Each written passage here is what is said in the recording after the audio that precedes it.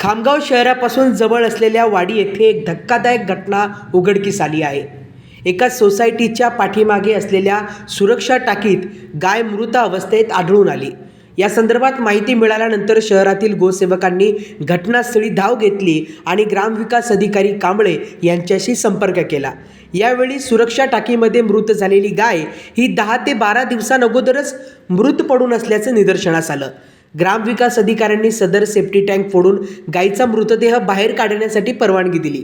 गोसेवकांनी जेसीबीच्या साहाय्याने सदर गायीचा मृतदेह बाहेर काढला आणि एका पडीत शेतामध्ये जेसीबीच्या साहाय्याने खोल खड्डा करून गायीवर विधिवत अंत्यसंस्कार करण्यात आला।